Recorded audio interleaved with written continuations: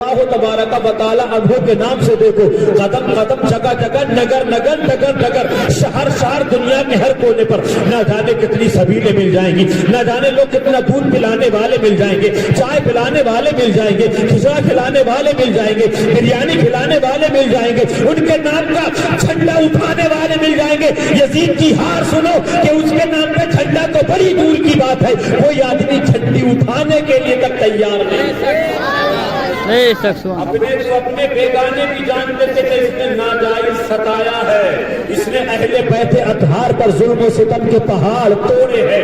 7 محرم شریف ہے، حضرت امام حسین رضی اللہ تبارک و تعالی عنہ اپنے خیمے میں ہیں اور حر سے ملاقات ہو جاتی ہے، اور حر سے ملاقات ہو جانے کے بعد وہ اپنے ساتھ میں 4000 کی فوج لے کر کے آیا تھا۔ 7 محرم تک آتے آتے تقریباً 22,000 کا لشکر تیار ہو گیا، اور 22,000 کا لشکر تیار ہو جانے کے بعد پیغمبر اعظم سید عالم صلی اللہ علیہ وسلم کے بیٹے حضرت امام حسین رضی اللہ تبارک و تعالی عنہ کے قدم پر بہت سارے لوگوں نے شہادت کا جام نوش فرما دیا ہے۔ 8 محرم گزرتی ہے، نبی محرم کا وقت ہے، عصر کا وقت ہے۔ حضرت امام حسین رضی اللہ تبارک و تعالی عصر کی نماز ادا فرمانے کے بعد اپنی تلوار کو اپنے ہاتھ میں لیتے ہیں اور اس طریقے سے تھوڑی رکھ کر کے میرے آقا حضرت امام حسین آرام فرمانے لگتے ہیں۔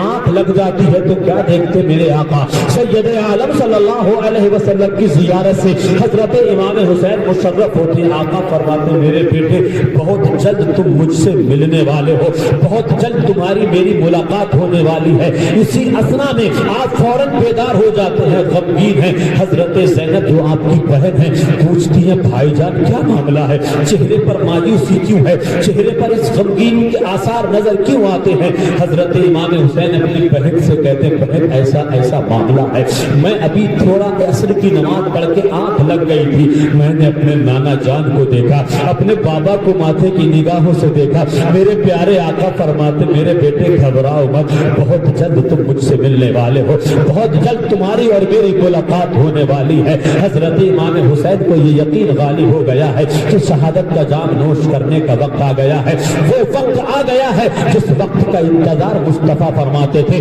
جس وقت کا انتظار حضرت علی اور فاطمہ فرمایا کرتے تھے، جو میرے آقا نے پیشن گوئی فرمائی تھی، جو میرے آقا نے بھوشوانی بتائی تھی، جو میرے آقا نے علم غیب بتایا تھا، ٹھیک لفظ بلفظ وہ سارے حالات ماتھے کی نگاہوں کے سامنے گزر رہے ہیں، یہ گفتگو ہو رہی ہے۔ اتنے میں ابن سعد نے نقارہ بجا دیا۔ نقارہ بجانے کا مطلب ہے جنگ کا اعلان۔ اپنے آدمیوں سے کہہ دو، اپنے فوجیوں سے کہہ دو، اپنے سپاہیوں سے کہہ دو ہاتھوں میں تلوار لے لیں، ہاتھوں میں ہتھیار لے لیں، میدان عمل میں میدان جنگ میں لڑنے کی تیاری کریں، لڑنے کے لیے مد مقابل ایک دوسرے کے آ جائیں۔ حضرت امام حسین نے جب نقارے کی آواز کو سنا، حضرت عباس رضی اللہ تبارک و تعالی عنہ سے ارشاد فرماتے ہیں یہ نقارہ کیوں بج رہا ہے، یہ نقارہ بجنے کی کیا وجہ ہے؟ حضرت امام حسین کی بات کو سن کے حضرت عباس رضی اللہ تعالی عنہ عرض کرتے ہیں نہ معلوم نقارہ کیوں بجایا جا رہا ہے۔ حضرت امام حسین رضی اللہ تبارک و تعالی عنہ حضرت عباس علمبردار رضی اللہ تبارک و تعالی عنہ سے ارشاد فرماتے جاؤ پوچھ کے آؤ یزیدیوں سے، ابن سعد کے لشکر سے پوچھ کے آؤ یہ نقارہ بجانے کا کیا مطلب ہے۔ حضرت عباس نقارہ بجانے والوں کے پاس پہنچے، یزیدیوں کے خیمے کے پاس تشریف لے گئے، مخاطب ہو کر کے خطاب فرماتے یہ کیا ہو رہا ہے، کیوں نقارہ بجایا جا رہا ہے؟ پوچھنے پر جواب دیا جاتا ہے آپ جنگ لڑنے کی تیاری کیجئے، یا تو یزید کو اپنا پیر مان لیجئے، اس کے ہاتھ پہ ہاتھ دے دیجئے، ورنہ میدان عمل میں آ جائیے، لڑنے کی تیاری کیجئے۔ بات ہو گئی، حضرت امام حسین کے پاس جا کے حضرت عباس نے ساری بات بتا دی۔ وہ لوگ جنگ کا اعلان کر رہے ہیں، وہ لوگ جنگ کے لیے میدان میں آ چکے ہیں، انہوں نے جنگ کا نقارہ بجا دیا ہے۔ حضرت امام حسین رضی اللہ تبارک و تعالی عنہ خود چل کے تشریف لائے، اور تشریف لانے کے بعد ارشاد فرماتے ہیں او جنگ لڑنے والوں تمہیں عرب کا دستور نہیں معلوم ہے، عرب کی تاریخ نہیں معلوم ہے، جنگ لڑنے کے جو رولز ہوتے ہیں، جنگ لڑنے کے جو ضوابط ہوتے ہیں کیا وہ تمہیں معلوم نہیں؟ شام کو سورج غروب ہوتے وقت نہیں کہ بھلا کوئی جنگ لڑتا ہے؟ तुम्हारी अक्लों पे इतने पत्थर पड़ गए कि तुम्हें ये भी नहीं मालूम कि जंग के उसूल क्या होते हैं, लड़ाई के उसूल क्या होते हैं। लड़ाई सुबह सादिक से शुरू होती है, तुलु आफताब से शुरू होती है, गुरूब आफताब पे जाके खत्म हो जाती है। और ये कहाँ की बेवकूफी है, अहमक हो क्या? बेवकूफी की भी कोई हद होती है? ये क्या नादानी है? दुनिया सोएगी, आराम करेगी, अपने बच्चों में जाएंगे, लोग अपने घरों में खाने पीने का इंतजाम करेंगे, और तुम हो कि इब्ने जियाद से इतना दहशत में रहते हो, इतना डर के रहते हो कि तुम्हें यही नहीं मालूम कि सूरज तुलू हो रहा है कि गुरूब हो रहा है। हज़रत इमाम हुसैन रज़ियल्लाहु तबारक व तआला अन्हु ने इरशाद फरमाया, जंग ही लड़ना है तो लड़ने के लिए मैं भी तैयार हूं, लेकिन मुझे एक रात की मोहलत दे दीजिए, मुझे एक रात की मोहलत दे दीजिए ताकि मैं अपने रब की दिल खोल के इबादत कर सकूं,